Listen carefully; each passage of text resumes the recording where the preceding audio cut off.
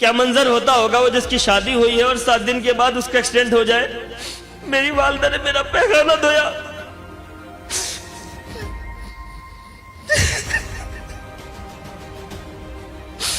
मुझे पढ़ा लिखा कर ग्रेजुएशन पोस्ट ग्रेजुएट करा दिया, एक हॉस्पिटल में एक डॉक्टर बना दिया। मैं कभी अपने वालिद को रेस्पेक्ट नहीं किया। मैं उनको पलट कर जवाब देता था, उनसे झूठ बोलता था, दोस्तों के साथ घूमने जाता था। जब मुझे रियलाइज हुआ मेरे वालिद को एक साइलेंट अटैक आया था, जिनको मैं सबसे अजीज दोस्त मानता था वो मेरे साथ नहीं खड़े हुए। उन्होंने मुझे तनहा छोड़ दिया। अल्लाह का एहसान और करम है, मेरी वालिदैन जिंदा है और मैं इस मंच के माध्यम से उनसे माफी मांगना चाहता हूं कि मैं जीवन में कभी झूठ नहीं बोलूंगा, कभी झूठ नहीं बोलूंगा। मैं उनको कभी सताऊंगा नहीं, कभी उनसे ऊंची आवाज में बात नहीं करूंगा। मैं सभी को आपको यही कहना चाहता हूँ, ये प्लेटफॉर्म हम सबको इतना बढ़िया मिला है, तो जमा सर से इंस्पायर होकर के अगर आप एक छोटी सी चीज भी सीख के यहाँ से चले गए तो आपकी जिंदगी संवर जाएगी। मैंने कहा ना आपको कि आप बीमार हो जाओगे, आप 40 दिन नहीं 40 साल भी रहोगे हॉस्पिटल में। 40 साल तक पखाना धुलाती रहेगी माँ। अगर माँ अंधी भी है ना, फिर भी आपका पेशाब पखाना धुलाती रहेगी वो। इसी का नाम माँ है।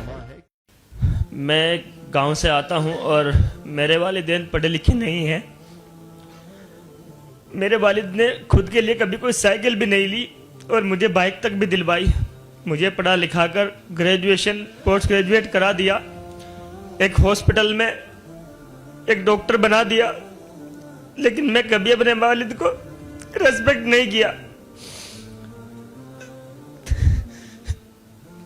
मैं उनको पलट कर जवाब देता था, उनसे झूठ बोलता था, दोस्तों के साथ घूमने जाता था।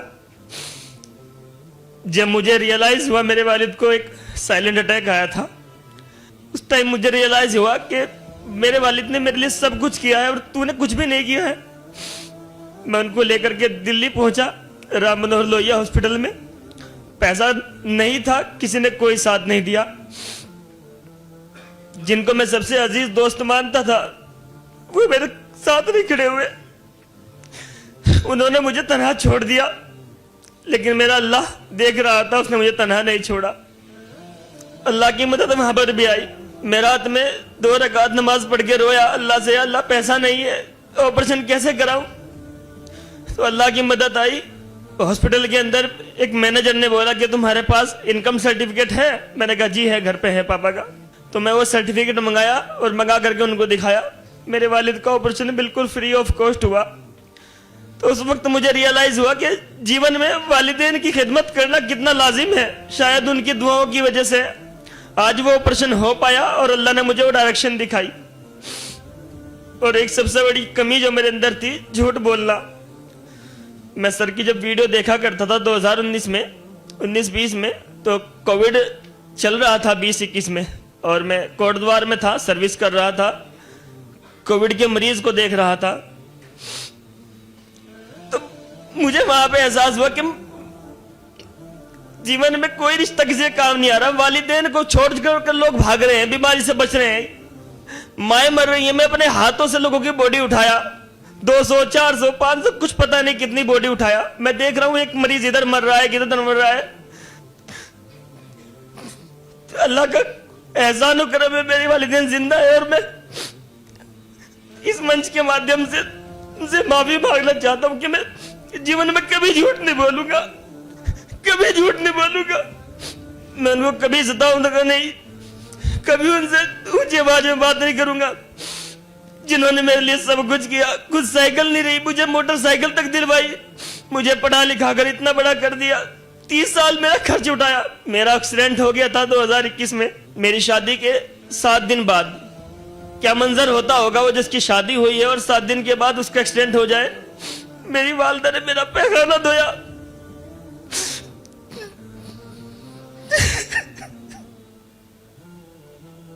मैं सभी को आपको यही कहना चाहता हूँ, ये प्लेटफॉर्म हम सबको इतना बढ़िया मिला है, तो जमा सर से इंस्पायर होकर के अगर आप एक छोटी सी चीज भी सीख के यहाँ से चले गए तो आपकी जिंदगी संवर जाएगी। मुझे यकीन है कि आप इतना वालिदैन को सताया नहीं होगा, क्योंकि वालिदैन की दुआओं से तो आप डॉक्टर बने हो माशाल्लाह। लेकिन खड़े होकर के बोलना कि नहीं वालिदैन को मैंने सताया, झूठ बोला मैंने, और थैंकफुल है आप कितनी दर्द लेकर एक्सीडेंट होने के बाद, हालांकि बीवी खिदमत करना चाहिए, पखाना कौन धुला रही है? माँ धुला रही है, इसको माँ कहते हैं। मैंने कहा ना आपको कि आप बीमार हो जाओगे, आप 40 दिन नहीं 40 साल भी रहोगे हॉस्पिटल में, 40 साल तक पखाना धुलाती रहेगी माँ। अगर माँ अंधी भी है ना, फिर भी आपका पेशाब पखाना धुलाती रहेगी वो। इसी का नाम माँ है, क्योंकि माँ में अल्लाह वो मोहब्बत डालता है माँ के सीने में बच्चों के लिए। काश बच्चे वो समझ जाएं उस मोहब्बत को। जवानी में जो हार्मोन्स की वजह से जो लव हो जाता है नौजवान बच्चे बच्चियों को, उस मोहब्बत को तो समझ पा रहे हैं आप लोग। जब लाइफ पार्टनर्स बनाने की कोशिश करते हैं वहां तो मोहब्बत को समझ रहे हैं, लेकिन माँ की मोहब्बत की भी तो समझो ना आप लोग। जो अल्लाह मिसाल ले रहा है, मैं कितना चाहता हूं पता है बंदो, एक माँ जितना चाहती है ना उससे 70 गुना ज्यादा चाहता हूं। एक गर्लफ्रेंड जितना चाहती है ना, एक लैला जितना चाहती है ना, अल्लाह ने ऐसा नहीं कहा। क्या मिसाल ली अल्लाह ने? माँ की मिसाल ली। और उस माँ की मोहब्बत को आप लोग समझ ही नहीं पा रहे हैं। अजीब हाल है नौजवान बच्चियों का, नौजवान बच्चों का।